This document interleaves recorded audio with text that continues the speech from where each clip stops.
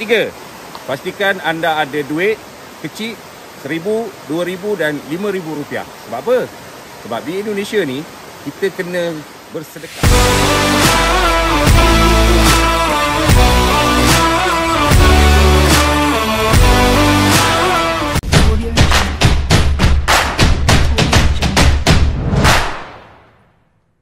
Halo pemirsa, bertemu lagi bersama saya Boro Naga. Apa kabarnya semua pemirsa pada hari ini? Semoga semua pemirsa dalam keadaan baik-baik saja ya. Baiklah pemirsa, di video hari ini saya akan membagikan kepada pemirsa satu video yang telah juga diberikan kepada saya. Jadi kita saling share lah ini ya pemirsa.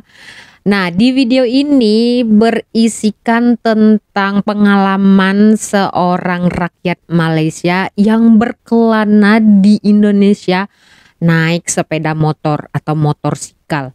Nah, jadi orang Malaysia ini ya dia memberikan tips-tips untuk ya kepada orang-orang di luar sana yang punya rencana untuk pergi ke Indonesia menggunakan motorsikal.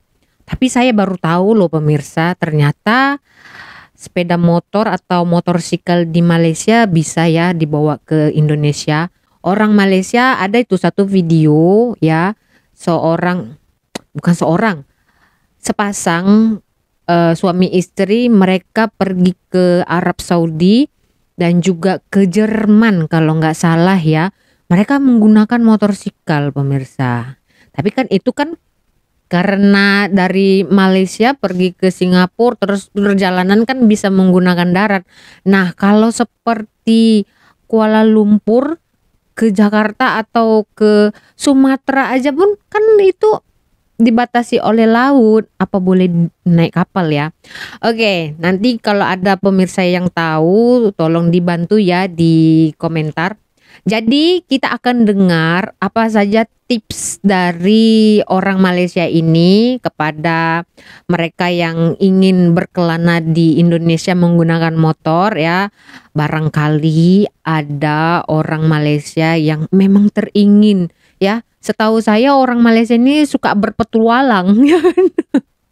Bayangkan itu naik motor pergi sampai ke Jerman. Ulala, pasti setiap perhentian mereka sewa hotel ya, dan juga pasti harus membawa peralatan barang-barang yang banyak itu. Ya spesialnya tuh ya baju begitu kan. Dan pastinya harus juga kereta atau motorsikal atau sepeda motor itu diservis dengan komplit dan sebaik-baiknya. Oke, tanpa membuang waktu kita akan dengar saja tips apa yang harus dilakukan atau dipahami oleh calon-calon yang ingin berkelana atau mengendarai motorsikal di Indonesia. Seperti apa? Jom saksikan bersama-sama. Assalamualaikum, saya berada di Lenggong bersama dengan kawan saya Yop. Yop ni dia merayau Indonesia naik Y-Suku dia.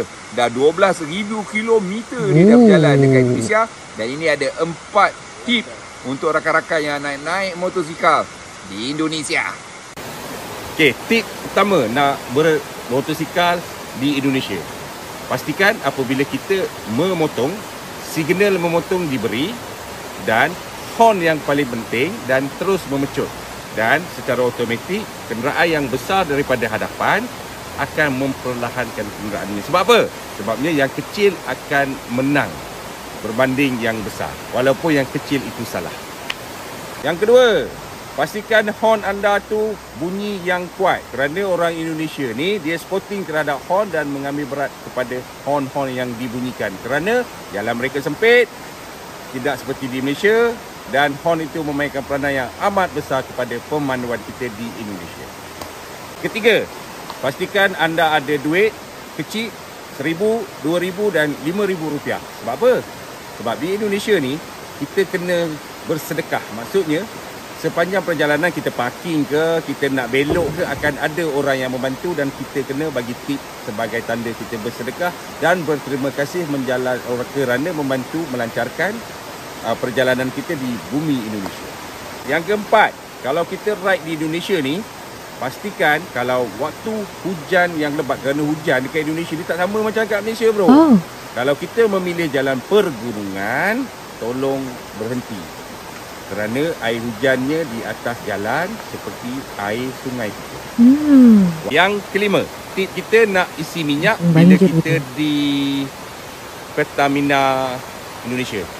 Kalau nak jam, isilah Pertamite.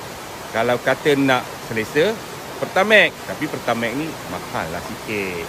Kalau Y suku saya, setiap kali isi RM50,000 bersamaan dengan RM15 untuk 4 ke 5 liter. Sedangkan tangki saya 6 liter. Kalau nak berderik, beratur, pilihlah yang murah. Okey, ramai yang tanya saya, macam mana nak bawa motor ke Indonesia? Senang, boleh bawa. Yang pertama, dulu saya dekat AAM Malaysia, saya ambil Kanet. Harga Kanet Malaysia ni, dia sama dengan harga motor. Y suku, beli tunai, RM9,400 on the road. Tapi Kanet daripada AAM Malaysia, masa tu 2018, RM10,000. Tapi sekarang saya tak pastilah dekat mana kat Malaysia ni untuk dapatkan Kanet. So, tu dia tips daripada Abang Yop kita tu. Sekarang ni Kanet, mana kita nak dapat? Oke, itu dia tips-tipsnya. Semoga bermanfaat ya. Nanti linknya akan saya letak di inilah box deskripsi. Jadi untuk pertanyaan dari si pengirim ini, ingin saya menjelaskan tips yang pertama itu. Saya juga baru paham ya kan. Maksudnya kalau berkendara di Indonesia ya kan, ini untuk pengendara mobil ya, kereta ataupun motorsikal, sepeda motor yang ingin memotong kendaraan berat atau kendaraan besar seperti lori, truk begitu. Nah, kita mau motong nih ya.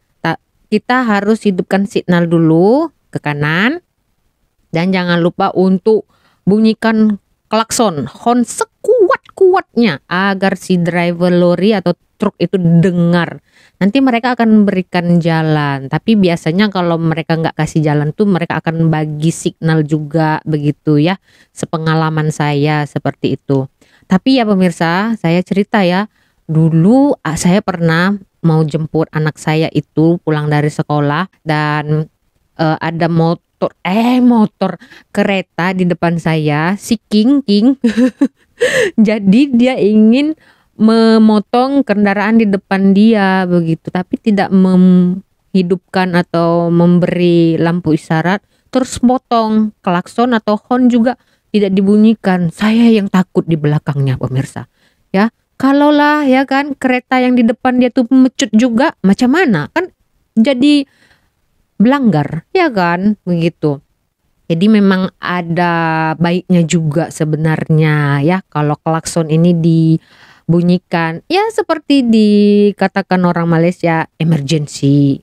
Sewaktu keadaan emergency bunyikanlah horn ya. Tapi seperti yang saya ceritakan tadi, si pengendara King ini orang Malaysia tahu lah King ya. Jadi dia tuh motong nggak bunyikan klakson, nggak bagi signal begitu kan. Itu kan bahaya sekali ya, bahaya untuk orang lain dan juga dia sendiri begitu. Dan untuk parkiran tadi saya jelaskan, itu maksudnya di Indonesia ya kan tidak semua, apalagi kalau yang jalan pedesaan ya, pedalaman begitu jarang lampu merah pemirsa. Jadi kalau ketemu atau ingin keluar simpang, biasanya nanti ada yang tolong kita untuk menghentikan kereta di seberang sana atau jalan sana begitu supaya kita bisa keluar dari simpang. Dan biasanya orang akan salam lah 1.000, 2.000 begitu. Tapi di sini nggak ada ya, karena kalau di sini walaupun nggak ada lampu merahnya ya, pengendara di sini paham ya peraturan bila dia mau jalannya begitu.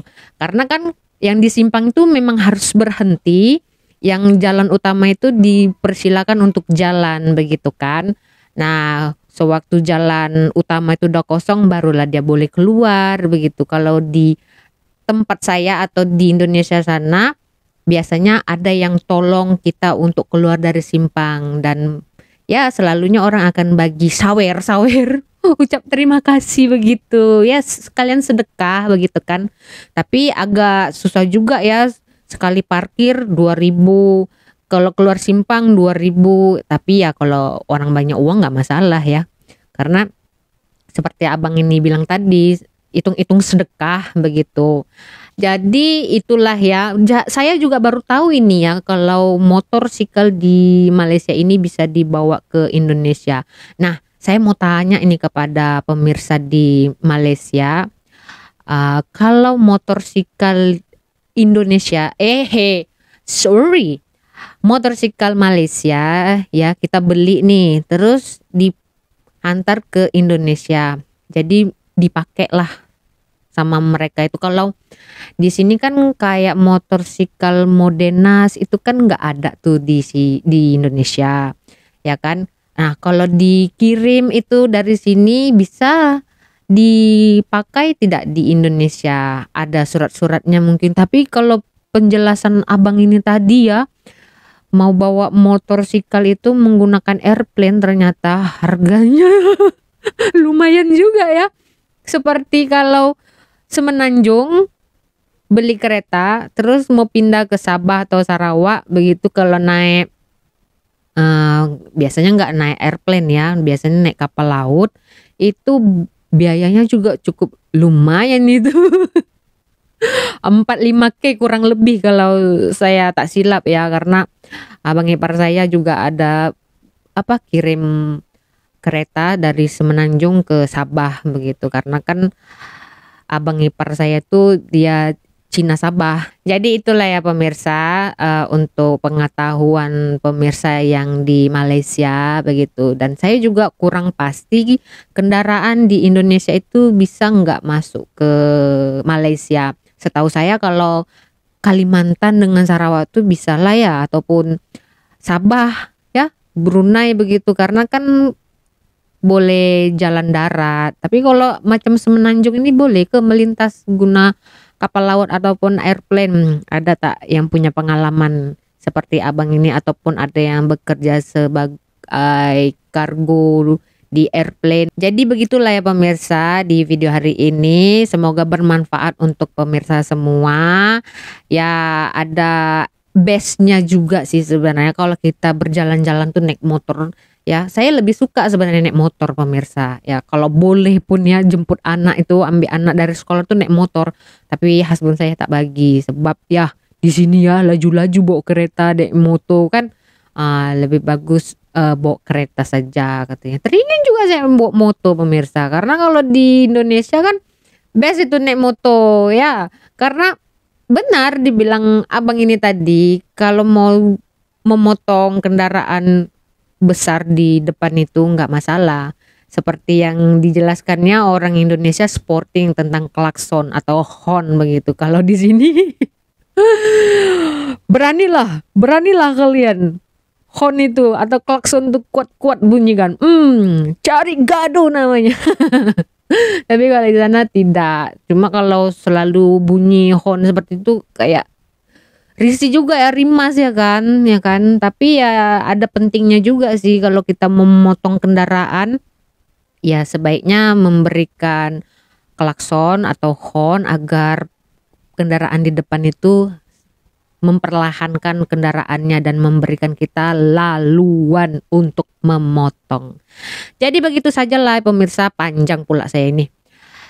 Di video hari ini semoga bermanfaat untuk semua pemirsa di Indonesia dan Malaysia yang teringin berkelana ke Malaysia ataupun ke Indonesia menggunakan sepeda motor. Kalau dari Indonesia saya tidak tahu ya, kalau bisa tidaknya membawa motorsikal ke Semenanjung ini. Ya kita jangan cerita Kalimantan dengan Sarawak lah ya, itu jalan darat, jalan kaki pun bisa ya kan. Oke, jadi begitu saja di video hari ini. Kita berjumpa lagi di video selanjutnya. Saya Boru Naga, terima kasih, bye bye.